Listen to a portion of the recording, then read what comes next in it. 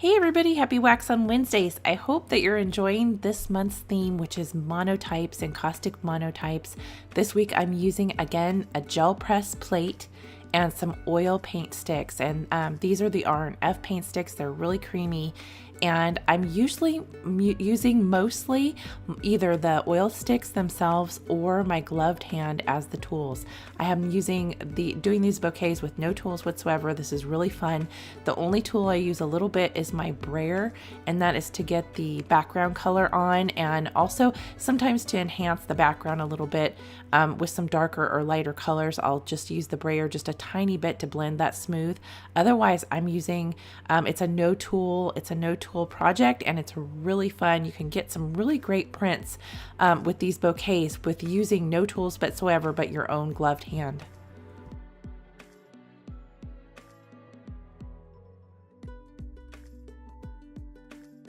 And later on in this video, I'm going to show you exactly how I add the encaustic finish to these prints for a clear, luminous, translucent finish.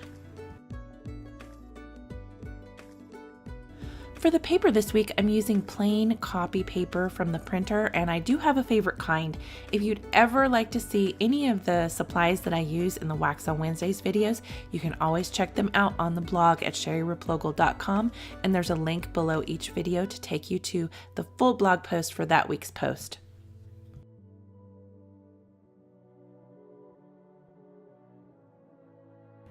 The gel press plate can be cleaned with a little dab of baby oil and a paper towel, but you can see I usually don't clean it. I usually just keep going.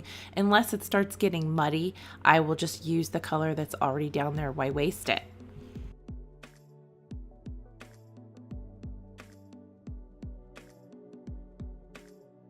And it's really fun to even play around with the colors in the background here before you even begin adding the flowers. There's so many possibilities with beautiful background colors that you can create here. And I do use the brayer to sort of smooth that layer out before I start adding the flowers.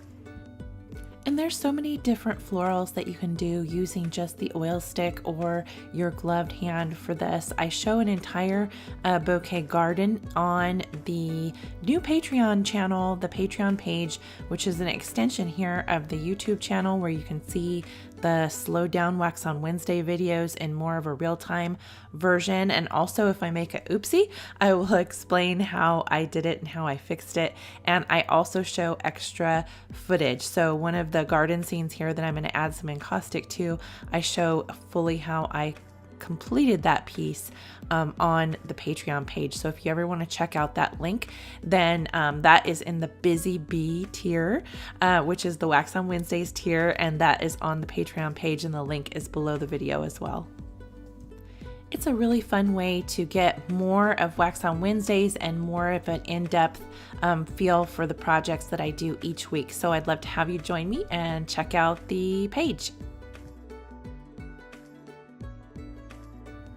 So here are the prints that I did that are ready for their encaustic finish. And I have below me a hot plate, an Encausticos hot plate ready to go. This is the print that's on the Patreon page that I show exactly how to do that whole garden print, both of these on the Patreon page for the Wax on Wednesdays Busy Bee tier.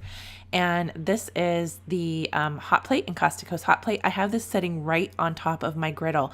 So I'll leave a link where to find this Encausticos hot plate, anodized aluminum hot plate on the blog as well. So I've turned this down from a 180 to probably about 160, and I have a clear container of medium next to me, and I'm just brushing it on the surface and then laying the print face up on the anodized aluminum plate to get that luminous layer of encaustic going.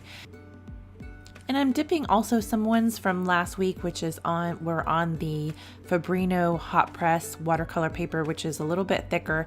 They're already completely dry, so you can see I brushed that one because the thickness of the paper, I brushed it a little bit on top. It's been drying for a week, so it's not going to smear with that oil stick. I wouldn't do that on a freshly done oil stick print. But you can see here at how beautiful they soak in that wax and how luminous they look. I have to hold it for a second before I go ahead and set it down, so it takes maybe 10-20 seconds to dry there on the paper. You don't want any drips or sticking to your surface if you lay it down too quickly.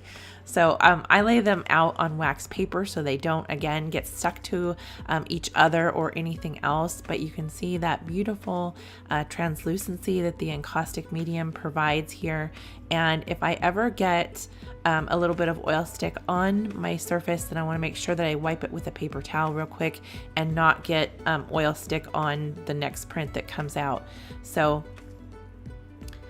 putting these face up, and you can see how that wax just soaks right in. I'm only leaving it on for a couple seconds, just long enough for that encaustic medium to soak through on the paper and get that beautiful finish, and then I'm picking it up really quickly. You might need a little tool to peel it up from the surface there.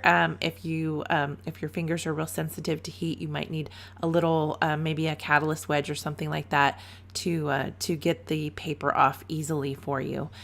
For this surface, like I said, it's an anodized aluminum surface, but you can also use an R&F hot plate if you have one of those that has an anodized aluminum surface, so you can use that. You can also use a polyroland hot box for this that also has an anodized aluminum surface, and I'll be showing that how to paint some prints on those later on in the month here. So these prints have such a thin layer of encaustic medium on them that they are now ready to mat and frame, or you can add them to an encaustic collage painting on a board. So I hope you have a lot of fun with this week's Wax on Wednesdays project, and we will see you next week. Happy Wax on Wednesdays!